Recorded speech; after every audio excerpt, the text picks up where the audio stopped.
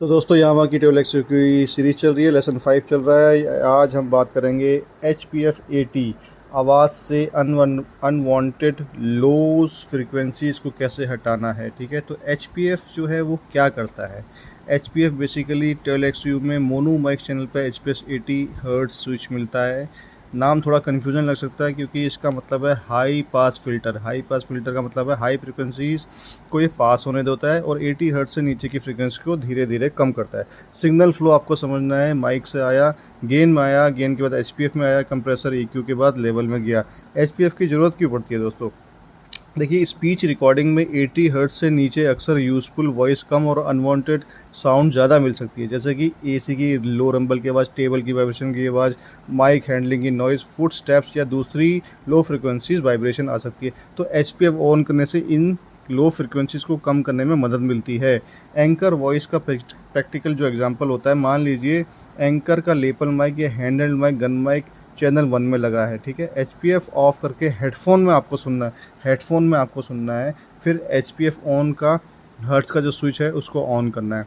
कई सिचुएशन में वॉइस थोड़ी सी आपको ज़्यादा क्लीन लगेगी और क्लियर महसूस होगी क्योंकि अननेसेसरी लो एंड जो है वो कम हो गया है। न्यू स्पीच या प्रेजेंटेशन और सामान्य वोकल एप्लीकेशन में 80 हर्ट्ज HPF को ऑन रखना एक अच्छा स्टार्टिंग पॉइंट माना जाता है, लेकिन हर सोर्स पर ब्रांडली ऑन नहीं करना चाहिए। जैसे कि आपका कोई म्यूज़िक बज रहा है, मिक्सर में कीबोर्ड या फिर म्यूज़िक प्लेयर से ऐसा सोर्स लगाओ जिसमें कि डीप बेस आपको चाहिए हो, किक आ रही हो, तो HPF लगाने से लो एंड कम हो सकता है, इसलिए वहाँ HPF नहीं लगाना चाहिए।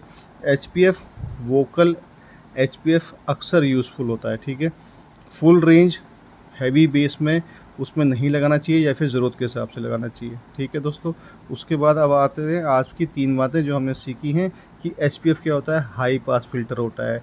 MXU में कट ऑफ जो HPF जो फिक्स है वो 80 हर्ट्ज पे फिक्स है। स्पीच में रंबल और अनवांटेड लो फ्रिक्वेंसी को कम करने के लिए ये बहुत ही महत्वपूर्ण होता है। एक छोटी सी प्रैक्टिकल टिप है कि अगर एंकर की वॉइस साफ़ है लेकिन फिर भी भूं-भूं जैसी वाइब्रेशन लो एंड आ रहा है, तो सबसे पहले HPF चेक करें। सीधा लो एंड में लोस को ना घुमा दें, सीधा HPF को चेक करें, ऑन करें अगर आ रही है तो वो ठीक हो जाएगी। तो यहाँ पे हमारा लेसन 5 दोस्तों कंप्लीट होता है।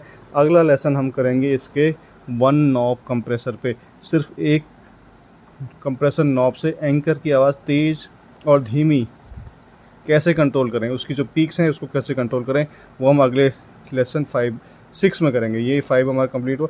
तो ये दोस्तों वीडियो अच्छी लगी हो तो लाइक, कमेंट और सब्सक्राइब जरूर करें। Thank you.